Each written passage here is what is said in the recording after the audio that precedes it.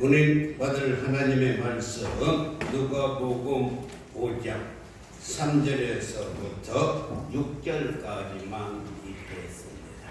누가복음 5장 3절에서부터 6절까지 우리 한 절씩 교독하겠습니다. 예수께서 한 배에 오르시니 그 배는 시몬의 배라. 육지에서 조금 떼기를 정하시고 앉으사 배에서 무리를 가르치시더니 말씀을 마치고 시몬에게 이르시되 깊은 데로 와서 그물을 내어 고기를 잡아라. 시몬이 대답하여 이르되 선생님, 우리들이 밤이 새도록 고생하였으되 잡은 것이 없지만은 말씀에 의지하여 내가 그물을 내리리다 하고 그렇게 하니 고기를 잡는 것이 힘이 많아 그물이 찢어지느니라. 아멘. 사랑하는 성도 여러분, 난생 처음 백화점에 가본 시골 할아버지가 계셨어요.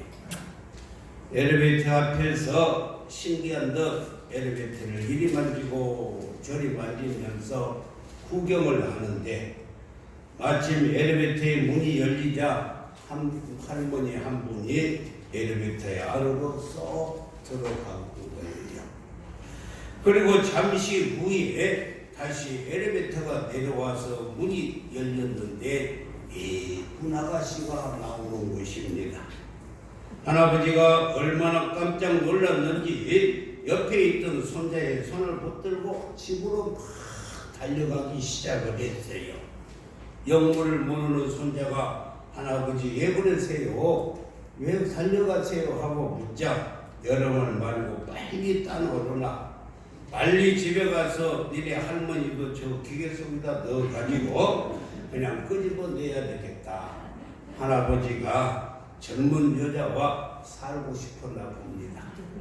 사랑하는 성도 여러분, 고린도후서 5장 17절 말씀을 우리 함께 읽어보겠습니다. 시작. 그런즉 누구든지 그리스도 안에 있으면 새로운 피조물이라. 이전 것은 지나갔으니 보라 새 것이 되었도다. 아멘. 그리스도 안에 있으면 새로운 피조물이라는 것입니다. 사랑하는 성도 여러분, 예수님은 참으로 신비한 정수기이십니다. 죄인도 예수님의 회개의 정수기를 거쳐 나오기만 하면은 의인이 되고, 미움을 가지고 예수님의 사랑의 정수기를 통과하기만 하면은 원수까지라도 사랑하게 되는 것입니다. 질병을 가지고 예수님의 치료의 정수기를 거쳐 나오면 모든 질병이 깨끗이 치료를 받고, 어리석은 자가 예수님의 지혜의 정수기를 거쳐 나오면은 지혜로운 자가 되고, 가난한 자가 예수님의 축복의 정수기를 통과하기만 하면은 부요하고 부자가 되고, 약한 자가 예수님의 건강하고 건강한 정수기를 거쳐 나오기만 하면은 하나님이 강한 자로 우뚝 세워주신 줄 믿습니다. 아멘. 사랑하는 성도 여러분, 그래서 누구든지 예수님의 신비한 정수기만 통과하면 새로운 피조물이라.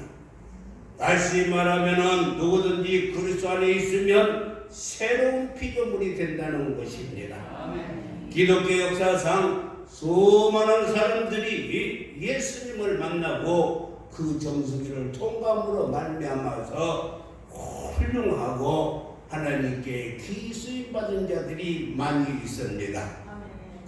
어거스틴은 불량 청소년이었는데 그가 로마서 14장 말씀을 읽고 그리고 예수님께 붙들리고 예수님의 정수기를 거치고 나오니 그가 성 어거스틴이 되었던 것입니다. 우리나라의 역대 깡패 중에 깡패 김익두, 그는요 깡패였는데 깡패 중에서도 양아치였어요. 왜 양아치였느냐? 그는 상인들을 뜯어먹고 등쳐먹고 사는 사람이었기 때문에 양아치였는데 그가 예수님을 만나고 예수님의 정수기를 세계를 거쳐 나오니 대한민국을 뒤흔드는 붕강사가 되어서 한국을 뒤집어 놓았던 것입니다. 사랑하는 성도 여러분, 오늘도 이 시간 말씀을 통해서 예수님의 정수기를 잘 통과함으로 말미암아 새롭게 되는 은혜가 있기를 주님의 이름으로 축복합니다. 오늘 본문을 기록한 누가는 갈릴리 바다에서 만났던 예수님과 베드로의 첫사랑 이야기를 잘 기록해 놓았습니다. 그렇기 때문에 예수님은 제자들이 힘들고 어렵고 그리고 위기에 있을 때마다 우리가 갈릴리에 가서 만나자, 갈릴리에서 만나자라고 이렇게 말을 하셨는데, 이 말의 뜻은 우리가 처음 만났던 첫사랑으로 돌아가자라고 이렇게 말하는 것입니다. 오늘 본문의 약속 말씀에서도 실패의 밤이 멋진 승리의 아침으로 빈 그물이 만선으로 바꾸어지는 역전 드라마가 기록되어 있습니다. 사랑하는 성도 여러분, 누가는 오늘 본문 3절에서 이렇게 시작을 했어요. 예수께서 한 배에 오르시니라고 이렇게 시작을 했습니다. 여기 한 배는 밤새도록 그물을 던졌는데도 고기를 한 마리도 잡지 못한 시몬의 빈 배였습니다. 그러니까 예수님과 베드로의 만남은 실패한 현장에서 이루어졌다는 거예요. 실패한 자 있습니까? 주님이 반드시 만나주실 줄 믿습니다. 아멘. 어려움을 당하고 있습니까? 고통을 당하고 있습니까? 주님이 반드시 찾아주시고 주님의 정수기 통과만 하면은 모든 일이 만사형통할 줄 믿습니다. 아멘. 사람들은 한평생 살아가면서 자기의 배가 넉넉히 채워지기를 원하지만 그렇지 못할 때가 많이 있습니다. 어떤 이는 건강의 빈배를 안고 천부의 의지 없어서 손들고 옵니다 하고 주님 앞에 나올 때가 있고, 또 어떤 이는 실패한 사업의 빈배를 안고 밤잠을 설치며 몸부림칠 때가 있고, 때로는 사랑의 빈배를 안고 허탈과 허무에 빠지는 사람도 있습니다. 이럴 때 예수님을 만나면 질병의 빈배도, 실패에 사업한 빈배도, 사랑의 빈배도 만선으로 가득히 채워질 줄 믿습니다. 사랑하는 성도 여러분, 실패를 두려워하지 마세요. 고난을 두려워하지 마세요. 문제를 두려워할 필요가 없습니다. 우리 그리스도인들은 실패 때문에 절대로 망하지 않습니다. 여러분, 절망하지 마세요. 절망이라는 뜻이 뭐라고요? 절대 망하지 않는 것이죠. 절망이라는 뜻은 절대 망하지 않는 것입니다. 그래서 사도 바울은 고린도후서 4장 8절에서 9절 말씀을 보면 우리가 사박의 위협을 당하여도 쌓이지 아니하고 답답한 일을 당하여도 낙심하지 아니하며, 그리고 9절에서는 박해를 받아도 버림받지 아니하고 거꾸러뜨림을 당하여도 망하지 않는 것이 저와 여러분의 삶인 줄 믿습니다. 할렐루야. 언제나 문제 자체가 문제가 아니라, 잘 들으세요, 문제를 문제시해서 적폐 청산하는 그것이 문재인입니다. 이해가 됩니까? 사랑하는 성도 여러분, 그렇습니다. 여러분, 어두운 밤이 문제가 아니라 캄캄해서 보이지 않는다고 눈을 감아버리는 것이 문제가 되는 거예요. 베드로는 실패한 빈배가 예수님의 축복의 정수기를 통과하고 나니 만성이 되었던 것입니다. 사람이 누구를 만느냐에 따라서 인생이 결정되는 거예요. 우리 기독교는 만남의 종교입니다. 그리고 관계의 종교인 것이, 무능한 인간이 전능자의 정수기를 통과할 때 추한 죄인이 속죄의 정수기를 통과할 때, 연약한 인간이 능력의 정수기를 통과할 때, 어리석은 인간이 지혜의 정수기를 통과할 때, 병든 사람들이 여호와를 아파 치료의 정수기를 통과할 때, 가난한 심령이 부유의 정수기를 통과할 때 모든 것이 변화가 되고 모든 것이 새로워지고 모든 것이 잘 되어질 줄 믿습니다. 한번 생각 한번 해보세요. 갈릴리 바다에 빈 배가 한둘이 아니었을 텐데 예수님이 왜 베드로의 배에 타셨는지, 그리고 예수님은 제자들이 12명이나 되었는데 왜 하필이면은 글자도 모르는 무식한 베드로를 수제자로 삼았을까? 어떤 사람이요 차를 몰고 과속으로 달리다가 단속하는 경찰관에게 속도 위반으로 걸렸어요. 가만히 보니까 모든 차들이 자기처럼 다 과속으로 달리는데 자기만 재수 없이 이렇게 잡힌 거예요. 그래서 교통경찰한테 항의를 했습니다. 여보시오, 다 과속으로 달리는데 왜 하필이면 나만 잡는 거예요? 하고 따지니까 경찰관이 하는 말이, 선생님, 낚시꾼이 바다에 고기가 많다고 고기를 다 잡던가요? 그렇습니다. 과속하다가 교통경찰에게 붙들리면 딱지 띄고 벌금을 물어요. 그런데 우리는 인생길을 달리다가 주님께 붙잡히기만 하면 인생이 달라지는 것입니다. 그래서 오늘은 예수님께 붙들려서 만선의 축복을 받는 베드로를 통해서 우리도 은혜 받고 만선의 축복된 삶을 사시기를 주님의 이름으로 축원합니다. 그의 첫 번째는 베드로를 왜 예수님께서 이렇게 선택했을까? 베드로는 끈기가 있었어요. 베드로는 뭐가 있었다고요? 끈기가 있었어. 오늘 5절 본문 말씀을 보면 우리들이 밤이 새도록 수고하였으되 잡는 것이 없지만 밤새도록 그물을 던졌는데 고기를 잡지 못했다는 것입니다. 베드로는 끈기와 열정이 있는 사람이었어요. 고기가 잘 잡히는 그물질이야 밤새도록 그물질을 해도 재미가 있고 신이 나겠죠. 그러나 그물을 던지고 또 던져도 피라미 새끼 한 마리도 안 잡히는 날 계속 그 그물을 던진다고 하는 것은 보통 끈기 가지고는 던질 수가 없는 것입니다. 베드로는 멸치 한 마리 잡히지 않는데도 불구하고 자기가 맡은 일에 끈기와 열정이 있었다는 것입니다. 그리고 한번 맡겨진 일은 끝장을 보고야만은, 다시 말해서 뿌리를 뽑고야만은 근성이 있었어요. 이것이 바로 큰 일을 맡을 수 있는 자질이었고 예수님께서 그 많은 사람들 중에서 베드로를 찾았던 이유인 것입니다. 아프리카 어느 부족 국가에는 비가 오지 아니하면 그때마다 기우제를 드려요.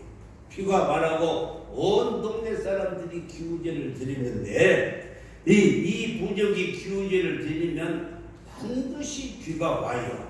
그 이유는 비가 올 때까지 계속해서 기우제를 드리기 때문인 것입니다.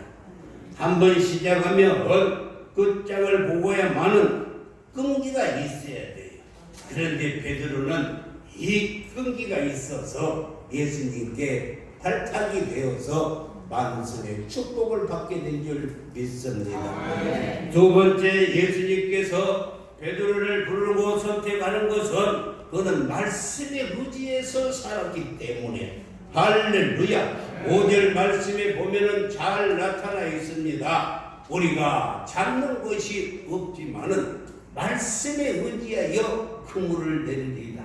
밤새도록 그물을 던져서도 한 마리도 잡지 못했는데 이제 예수님의 말씀에 의지해서 그물을 내리이다 라고 말씀을 했습니다. 사랑하는 성도 여러분, 우리의 생각에는 도저히 불가능하고 할 수 없지만 말씀에 의지해서 예수님의 신변 정수기를 거치고 나있더니만 불가능이 가능케 된 줄 믿습니다. 실패의 빈배가 만선의 축복으로 이렇게 이루어지게 된 줄 믿습니다.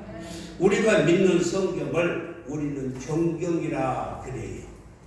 그런데 가톨릭에서는 우리 정경 외에 외경이라는 것을 하나 더 믿습니다. 그런데 이 예경에 재미있는 이야기가 기록이 되어 있어요. 예수님께서 제자들과 함께 이곳저곳 전도를 하고 다니시다가 제자들에게 얘들아 오늘은 소풍을 가자. 어디로 갈까요? 감람산으로 가자. 점심은 뭘로 갈까요? 김밥 천국을 싸가지고 갈까요? 아니면은 토스트를 사가지고 갈까요?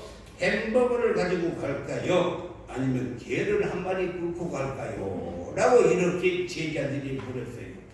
그러니까 예수님이 아니다. 그럴 필요 없이 너희의 영양껏 큼직한 돌 하나씩 가지고 올라가자 라고 예수님이 말씀했어요. 그래서 제자들이 자기가 심다는 대로 돌덩이 하나씩을 들고 끙끙거리면서 감람산에 올라갔는데 불평 많은 가룟 유다는 이 바둑알 만한 돌 2개를 쥐어가지고 이렇게 공개를 하면서 따라가면서 괜히 소풍 가자 하면서 무거운 짐을 지고 가자 한다고 불평을 했어요. 한참 후에 점심때가 되어서 감람산 정상에 올라갔습니다. 배가 고픈지라 예수님께서 얘들아 너희들이 가져온 돌을 다 앞에 내려놓고 기도하자 하시더니 예수님이 이렇게 기도하시는 거예요. 하나님 이 돌이 빵이 되게 하여 주시옵소서. 그리고 기도하고 나니 빵이 되었습니다. 그러자 얘들아 이제 점심 먹자. 그러자 그런데 한 가지 조건이 있다. 자기가 가지고 온 것은 자기가 먹는 거다. 다른 사람에게는 나는 주어도 안 되느니라. 그래서 많은 제자들이 다 배부르게 먹었는데 가룟 유다는 빵 조각 2개 들고 이걸 가지고 점심을 때우려니 얼마나 어이가 없겠어요. 그 뒤로부터 가룟 유다가 예수님만 만나면 예수님 우리 언제 소풍 갑니까?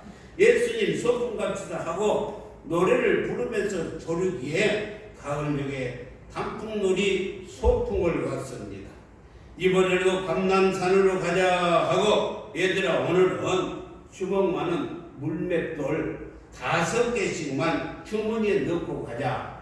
그러자 다른 제자들은 주먹 많은 물맷돌 5개를 주머니에 넣고 단풍 구경을 이리저리 하면서 재미있게 올라가는데 가룟 유다는 지난번에 못 먹었던 본전이 생각이 나가지고 그래서 큰 발덩이를 어깨에다 걸머졌습니다.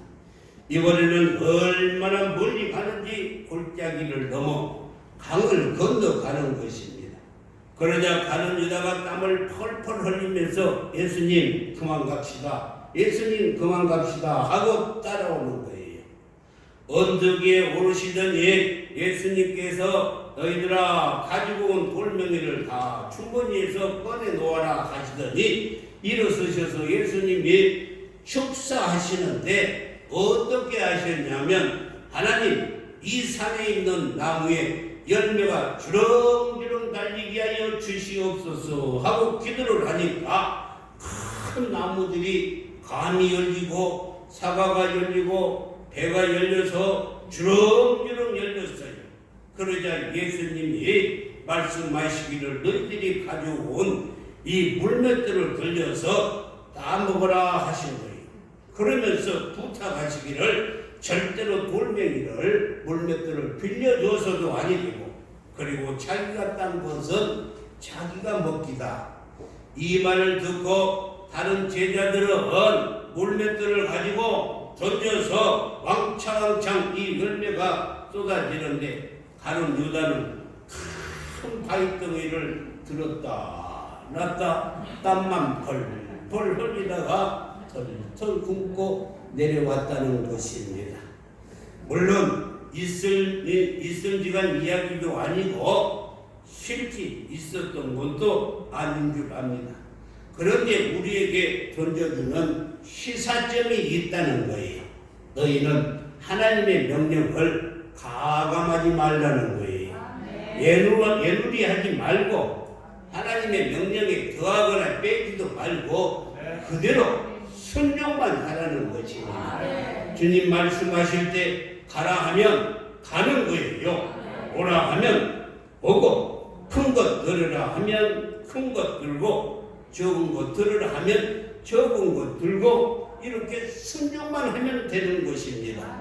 도저히 순종할 수 없는 100세에 낳은 이삭이지만 아브라함은 그 아들을 모리아 산에서 순종의 정수기를 통과하니까 그의 자손들이 하늘의 별과 같이 바다의 모래알 같이 장백해 되는 줄 믿습니다. 세 번째는 이 베드로의 보는 눈, 베드로가 예수님을 보는 눈이 달라졌어요. 5절에서는 베드로가 예수님을 뭐라고 불렀냐면 시몬이 대답하여 이르되 선생님이요 라고 이렇게 불렀어요. 예수님을 선생님이라고 이렇게 불렀습니다. 그러나 많은 고기를 잡고 나서는 예수님을 주님이라고 불렀어요.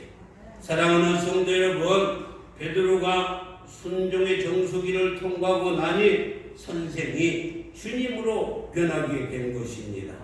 호칭이 달라지고 신분이 달라졌어요. 오늘 8절 말씀을 보면 잘 나타나 있습니다. 주여 나를 떠나소서 나는 죄인으로서이다. 시몬 베드로가 이를 보고 예수의 무릎 아래 엎드려 이르되 주여 나를 떠나소서. 선생이라고 부르던 그가 이제 예수님을 나의 주님이라고 이렇게 고백을 했던 것을 알 수가 있습니다. 실패가 예수님의 정수기를 통과하면 반드시 성공으로 나오게 되는 거예요. 오늘 질병을 가지고 있다 할지라도 예수님의 정수기를 통과하기만 하면 깨끗하게 치료될 줄 믿습니다. 시편 127편 1절과 2절 말씀을 보면 여호와께서 집을 세우지 아니하시면 세우는 자에게 수고가 헛되며 여호와께서 성을 지키지 아니하시면 파수꾼이 깨어 있음이 헛되도다. 2절에서는 너희가 일찍 일어나고 늦게 누우며 수고의 떡을 먹음이 헛되도다 라고 이렇게 말씀을 했습니다. 사랑하는 성도 여러분, 베드로는 예수님을 인간의 생사하복을 역사의 흥망성쇠를 짊어지 움켜쥐고 계시는 분이시구나. 이분이 창조이시구나. 역사의 수레바퀴를 돌리시는 운행자이구나. 이분이 내 삶의 주인이 되는구나 하고 믿게 되어서 주여 나를 떠나소서 나는 죄인으로서이다 라고 고백을 한 것입니다. 이 시간 여러분의 고백이 되시기를 주님의 이름으로 축원합니다. 이렇게 고백할 때 주님의 내 삶의 주인이 되시고 이 고백을 할 때 주님이 내 생명의 주인이 되시고 주님이 내 삶의 신기한 정수기가 되셔서 지혜를 가져오면 정결케 하여 주시고 질병을 가져오면 건강하게 해 주시고 저주를 가져오면 축복을 주시고 사망에 있어도 예수의 정수기를 통과하기만 하면 생명으로 되살아날 줄 믿습니다. 그래서 주님만 만나면 행복하는 거예요. 주님 만나면 성공하는 거예요. 주님 만나야 건강해요. 주님 만나면 기쁨이 넘치고 즐거움이 넘쳐날 줄 믿습니다. 그래서 기독교는 출발도 예수고 마침도 예수예요. 그래서 요한계시록 1장 8절 말씀을 보면은 나는 알파와 오메가다. 알파는 처음이고 오메가는 마지막이라는 거예요. 그러니까 예수님은 출발이요 마침이시는 것입니다. 이 시간 한번 물어봅시다. 여러분은 그렇다면 예수님의 정수기를 잘 통과하셨습니까? 요한복음 3장 5절에서 예수님께서 제자들에게 말씀했어요. 예수께서 대답하시되 진실로 진실로 너희에게 이르노니 사람이 물과 성령으로 나 거듭나지 아니하면 하나님의 나라에 들어갈 수 없다. 물과 성령의 정수기를 고치지 아니하면 하나님의 나라를 들어갈 수가 없는 것입니다.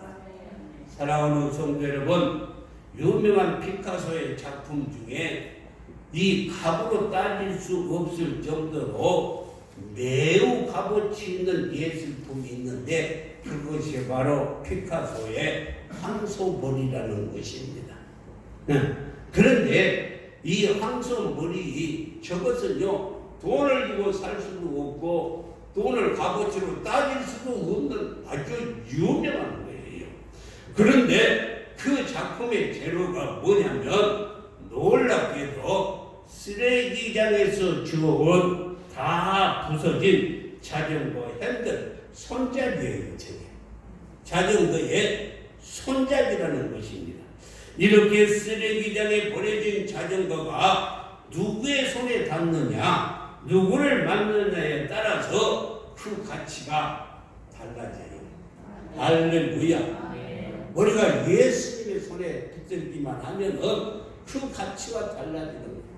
여러분요, 제가 메고 있는 넥타이가 좋지요. 얼마짜리나 될 것 같아. 한번 맞춰봐요. 제가 목사님 메고 있으면 얼마나 좋게 보여요. 얼마짜리나 될 것 같아? 사주라고 안 할 테니까 말이라도 해봐. 응? 목사님 넥타이가 얼마짜리 될까? 이게요 2,500원. 만원에 4개. 제가 청계천에 가서 만원에 4개 샀어요. 만원에 4개. 그런데 이게 목사님이 이렇게 차고 있으면 얼마나 멋있어요. 그렇잖아요. 저 자전거 핸들이 피카소의 손에 이렇게 붙잡히니까 값으로 따질 수 없는 큰 작품이, 훌륭한 작품이 됐어요. 버려진 자전거 핸들이 피카소의 손에 닿을 때 놀라운 가치를 발휘하게 된 것처럼 고물뜨기 속에서 꼬부라진 철근, 비틀어진 철근, 녹슬은 철근 파이프 용광로에 통과해서 나오기만 하면 귀 쓰이는 철근이 되고 철판이 되고 파이프가 되고 긴 구덩이 될 철물로 만들어지듯이 우리가 예수님의 정수기를 통과하기만 하면 귀하게 쓰인다는 거예요. 할렐루야. 우리 인생도 예수님의 신비한 정수기를 통과하기만 하면 인생의 값이 달라지는 것입니다. 버려진 인생, 예수님의 신비한 정수기를 통과하기만 하면 여러분의 삶도 달라진다는 것입니다. 사랑하는 성도 여러분, 그렇습니다. 오늘 본문의 어부 베드로는 삶의 현장에서 예수님을 만나 그 예수님의 신비한 정수기를 통과하고 나니 고기를 잡는 어부가 이제 사람을 낚는 어부로 바뀐 거예요. 할렐루야. 바닷가에서 고기를 잡는 어부가 사람을 낚는 어부로 바뀌었어요. 그게 쓰임받았습니다. 본문 10절에서 11절 말씀을 보면은 세베대의 아들 시몬의 동장 야고보와 요한도 놀랐습니다. 예수께서 시몬에게 이르시되 무서워하지 말라. 이제 후로는 내가 사람을 취하리라. 고기 낚는 어부가 아니라 사람을 낚는 어부가 되게 해주신다는 것입니다. 11절 말씀에도 잘 보면 나와 있어요. 그때 그것이 베드를 육지에 대고 모든 것을 버려두고 예수를 따르니라. 그러니까 그 예수를 그 예수님이 그 베드로를 아주 귀하게 썼어요. 할렐루야. 지금까지 성경 역사상 아주 귀하게 사용한 줄 믿습니다. 모든 것을 다 버려두고 나왔더니만 하나님께서 이렇게 귀했어요. 우리 어렸을 때 술래잡기 놀이를 많이 했어요. 술래잡기. 꼭꼭 숨어라. 뭘 보인다? 머리카락 보인다. 그런데요, 그 들키고 잡히면 죽었어요. 그렇잖아요. 그런데 예수 믿는 우리는 그에 반대 역설적이에요. 예수님께 들키고 예수님께 잡혀서 예수님의 신비한 정수기를 통과하면은 본 어게인 다시 살아나요. 할렐루야. 블레싱 축복받아요. 믿으시면 아멘. 여호와 니시 빅토리 승리하며 사는 것입니다. 믿으시면 아멘. 그렇습니다. 우리가 예수님께 잡히기만 하면 본 어게인 다시 살아요. 블레싱 축복받고 살게 돼 있습니다. 할렐루야. 여호와 니시 빅토리 항상 승리케 해주셔요. 예수님께 붙잡기만 하면 믿으시면 아멘. 사랑하는 성도 여러분, 항상 무슨 일을 만나든지 예수님의 신변 정수기를 통과하여 복된 삶을 사시기를 주님의 이름으로 축원합니다. 베드로처럼 만선의 축복을 받기를 주님의 이름으로 축복합니다.